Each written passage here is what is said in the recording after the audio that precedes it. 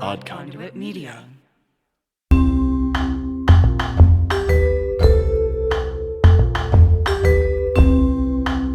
I remember one of the things that really struck me, it was haunting, and it wasn't just one car, but it was several cars that showed up.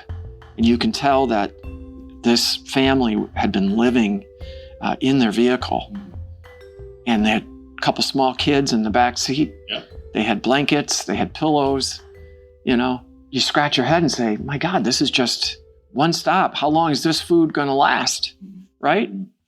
This scene of struggling families is from a single food pantry in America amid a growing food insecurity crisis in this country, which is leaving our neighbors, including kids and other vulnerable groups, in dire straits. In fact, the USDA estimates that 18 million U.S. households were food insecure at some time during 2023. That's 13.5% of our neighbors going hungry. But motivated and coordinated communities can and have found creative ways to help. Hi. I'm Patrick, and this is my brother. Hi, I'm Ben. In this mini-series, we'll explore the small corner of Northeast Ohio where we grew up, Portage County, and the food insecurity is experienced post-COVID. We'll take you through the network of folks working tirelessly to address food insecurity, even if that work seems to sometimes only make a small dent in the larger issue of hunger throughout the county. That's right. Throughout this series, you'll learn about how this issue affects so many people. We'll begin by meeting with civil servants who work for the county, then move to the mid-size organizations that help connect the dots. Next, we'll see examples of food pantries in action. And finally, we'll finish the series by exploring the opportunities that folks have to help as individuals, citizens, neighbors. Along the way, we hope to show how each of these levels plays a distinctly integral part in a much-needed system, and how unifying all of these facets is so essential. Thanks for joining us. This is United Relief.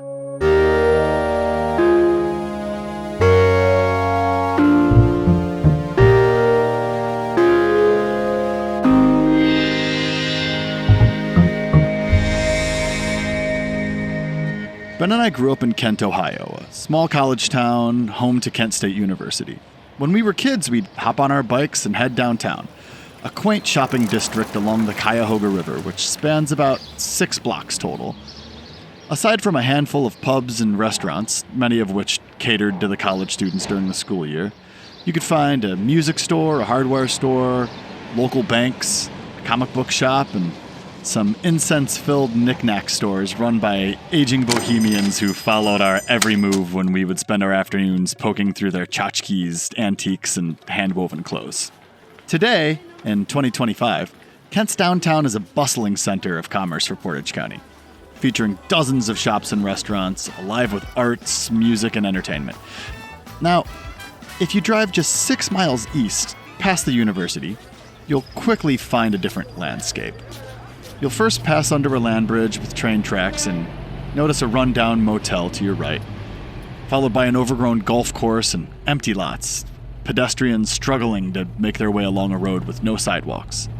Past the Walmart, head over the bridge and you'll land in Ravenna, where quaint, locally owned restaurants and shops are few and far between, and cars line the drive-up windows of fast food chains and drive-thrus where you can buy beer, milk, and cigarettes without ever exiting your vehicle. Now, this kind of disparity is anything but unique to this region. And I will say this, and I'll say this repeatedly, anybody who looks at Portage County, I'm glad you guys are focused on Portage County. We are a microcosm of the country. Yeah, it is the most upside-down county in Ohio. It's like the 86 out of 88th in terms of like income disparity, but also housing cost, and it's just an inverted county. It is, but what happens here is also reflective, I think, of what happens across the state and across the country. And so I think there are lessons that you can learn from Portage County that you can apply elsewhere. We met with John in his office in downtown Ravenna, which perhaps looks similar to Kent's downtown a few decades ago. Historic brick buildings with mom-and-pop shops, some old, some new. He was happy to provide insights into the problems facing the residents of Portage County.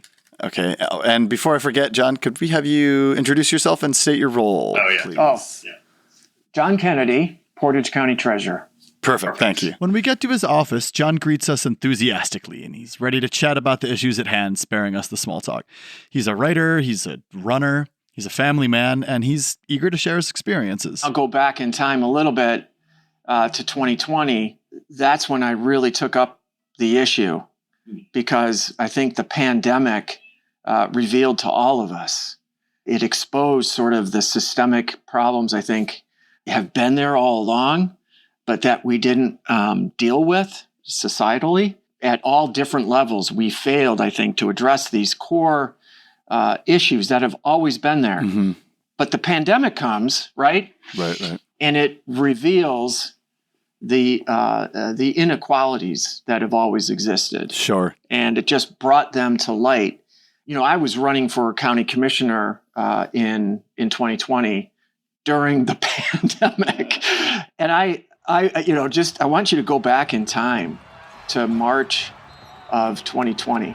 I remember watching an NBA game, or I thought an NBA game on the 12th. was Yeah. Yep. And all of a sudden, that was it. No NBA anymore. No NBA, no live music, no large gatherings at all. It's like the whole world stopped on a dime. I think we can all remember where we were when we realized this COVID thing is real. I'm running for office, and right then we were told, look, no more door-to-door. No more getting out there in the field and talking to people. Right. Face-to-face. That's a no-go. So what are you left with? Well, John started digging, researching, writing, and possibly most importantly, reflecting, as so many of us did when the isolation of quarantine began. So John, who's used to being out there in the field helping drive change in person, asked himself, as a civil servant, what could he do? Where are we in this moment in time? What are the problems that we're facing? What do I need to learn more about? And the answer that he found was the glaring issue of food insecurity. The numbers he dug up were frankly devastating and motivated him to get to the bottom of this problem and figure out how he could help provide relief. But before we go any further with John, let's examine some of the statistics on poverty and food insecurity today.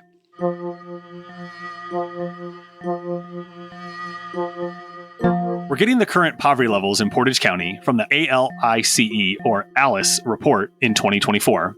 ALICE is a metric adopted by many organizations like United Way that estimates the cost of living and working in a given area, then estimates how many households cannot meet those costs. ALICE, an acronym which stands for Asset Limited, Income Constrained, Employed, differs from the way that poverty is usually measured by the federal government, and that it looks more closely at the data on the ground, and then asks real questions. Questions like, even though someone's employed full-time, are they able to afford basic essentials? If the answer's no, then these folks are living below the ALICE threshold.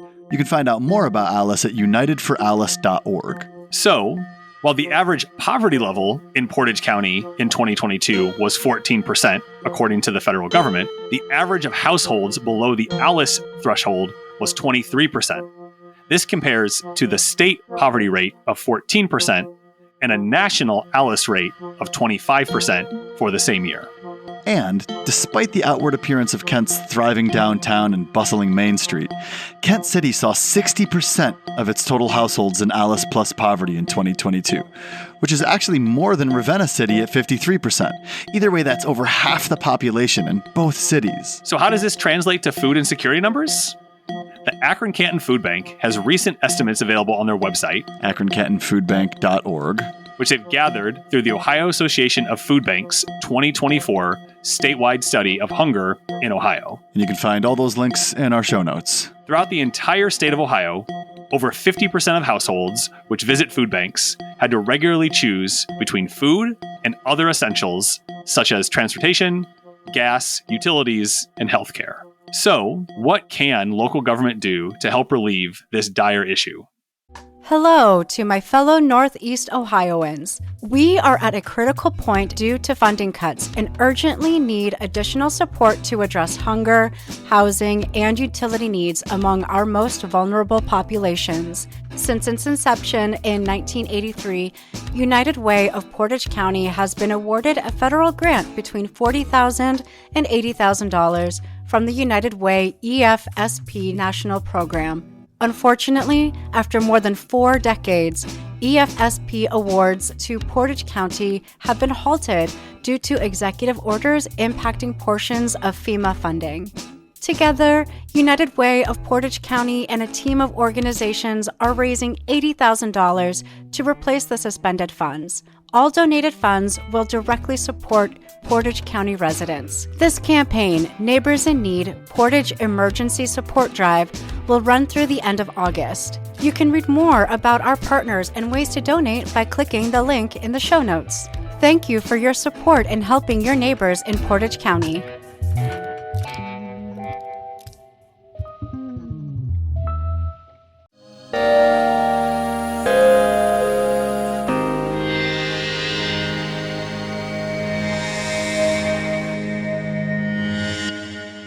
Okay, would you mind introducing yourself and stating your role, please?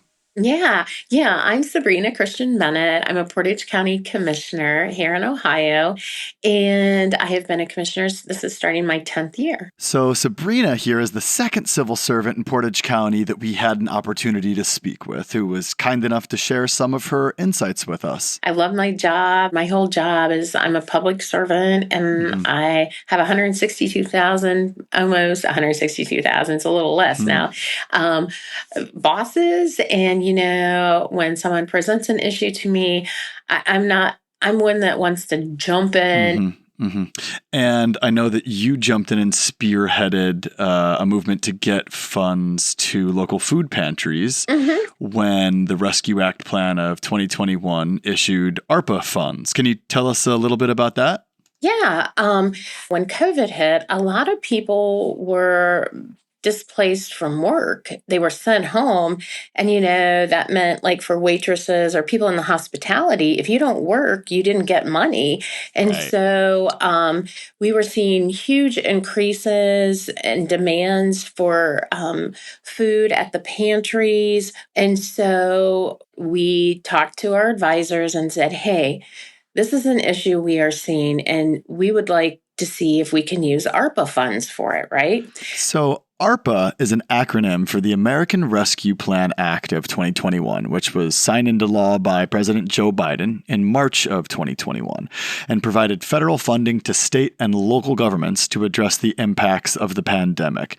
Now, as with most federal funding, the ARPA money had a lot of strings and stuff attached and a lot of requirements. And, if you didn't abide by the rules, then you could potentially have to pay the money back. So once we got that all in place, we met with the food pantries throughout Portage County. And at that time, I think everyone was just scrambling. With the smaller pantries, most of them are volunteers, so they didn't always have the background and the knowledge. So after about a year and a half, we still had a lot of money that some of the pantries that were awarded funds were not using up. And so we reached out to them and said, hey, you got this money, do you need help? We're here to help you so that you could get the money. And at the end of the day, we decided to take the balance of it and give to the Akron Foodbank because they were set up that they could track the money, they could track the food, and that our folks could go there. They still get it for free, but they don't have to do all the paperwork. So that is something, we realized there was a big need for. We tried to address it. It was very fluid. We had never done anything like this because as far as like food insecurities and stuff at the county level, it's all taken care of through JFS. Which is Jobs and Family Services. So for those of you unaware, JFS gets most of their funding through the federal government, and it has a lot of requirements. You have to be within a certain income level, certain assets can disqualify you. The ARPA money was a one-time deal, and Sabrina can't just take $1 million out of her general fund because all the food insecurity relief is run through social service agencies like JFS, which sounds fine if you meet their requirements, but the problem we have now is it's not necessarily low to moderate income people. We have working people that are supplementing at food pantries. They own houses, they have, but they just can't make ends meet. So you had this acute issue with COVID where it was just happening and you were reacting in the moment, problem solving. But thinking you and your leadership role in the county, food insecurity seems to have been something that you have been working on long before COVID. And we were wondering if you could help set a bit of the stage around food insecurity in Portage County, thinking a little before COVID and what it looked like.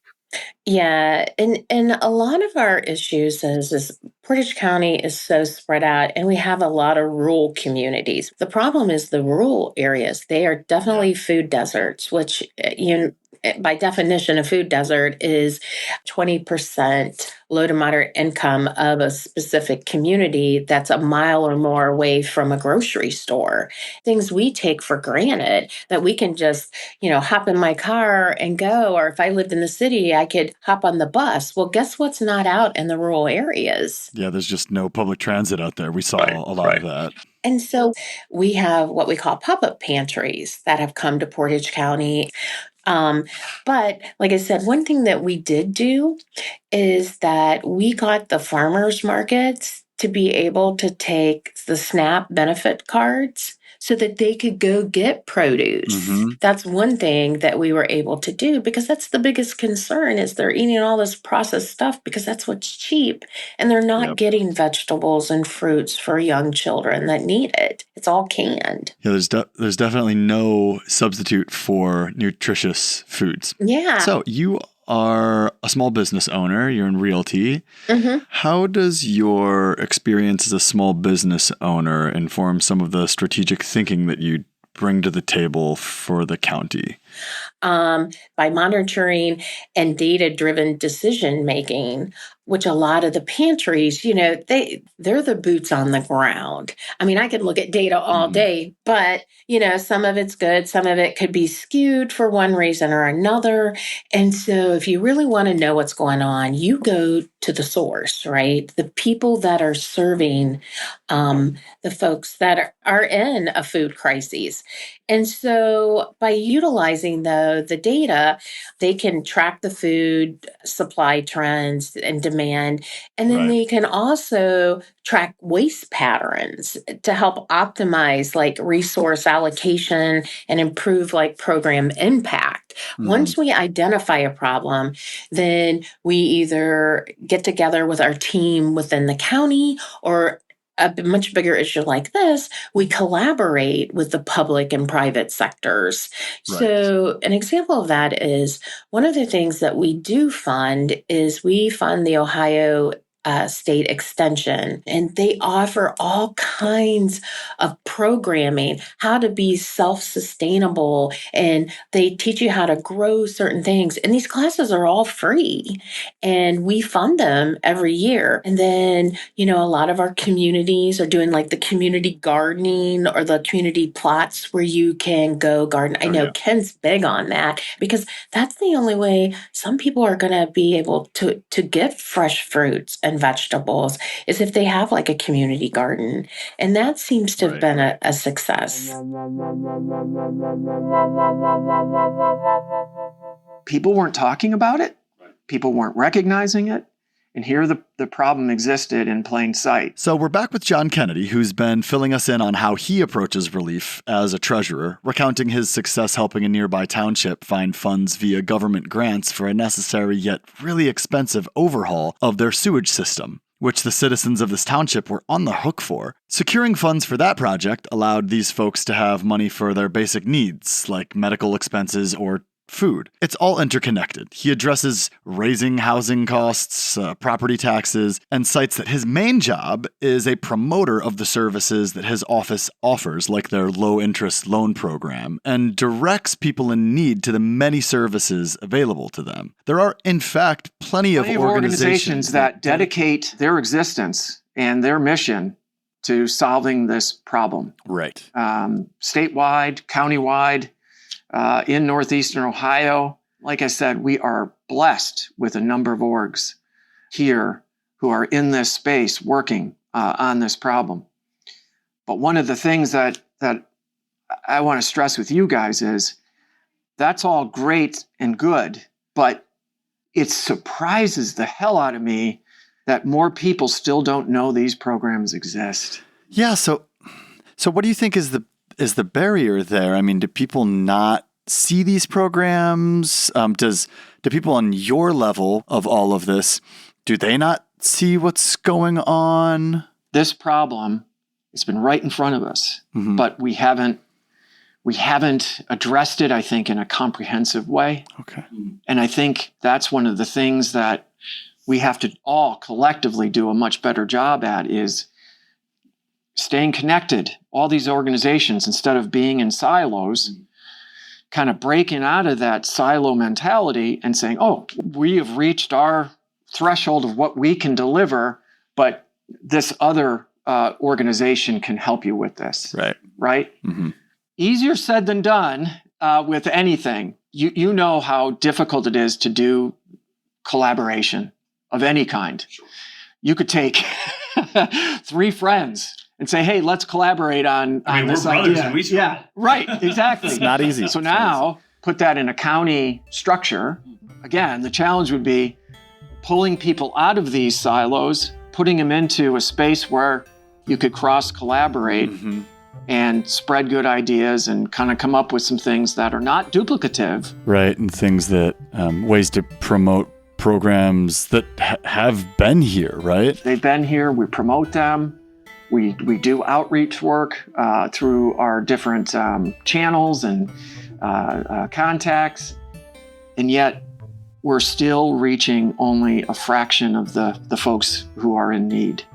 That's what keeps us up at night, is the people that have a need who don't reach out to us, who are, for one reason or another, not informed or maybe too ashamed to ask for help.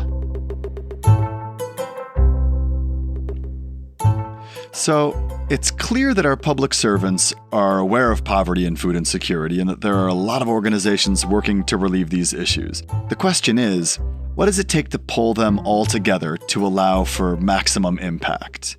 Now, civil servants such as John and Sabrina are working actively to find funding, connect the dots, and make this unification a reality. And throughout the rest of the series, you'll learn about some of the organizations and the people in them doing their part to fight these issues and get our neighbors fed. And while the task of breaking down and eradicating the stigma around asking for help is a much larger task, we can right now come together to make food accessible and communicate with our neighbors, much like the folks who founded the Akron Canton Foodbank, where we'll tour on our next episode.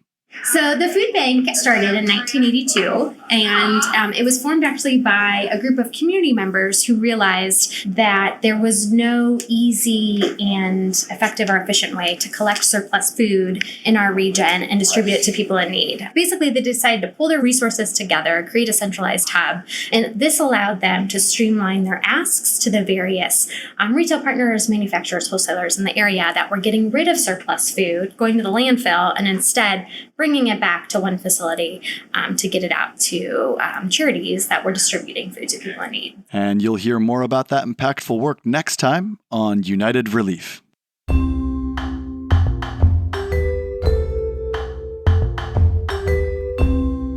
Thanks for joining us. United Relief is an Odd Conduit Media production developed and produced by us, Ben and Patrick Childers. It's edited, mixed, and mastered by Patrick, with fact-checking by Dash Lewis, story editing by Jenna Marson, and artwork by Mig Sunny.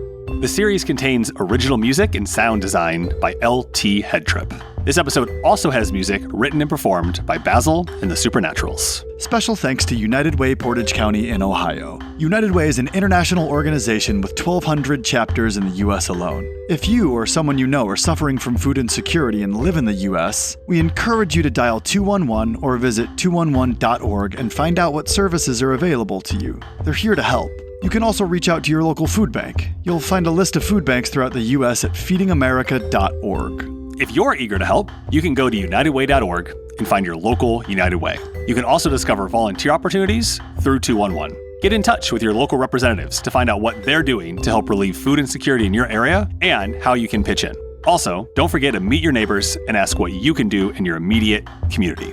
Find the links in our show notes. If you have an untold story about community impact and are looking for help telling it via podcasting, contact us at services@oddconduitmedia.com. And you can learn more about us on the web at oddconduitmedia.com. Odd Conduit Media.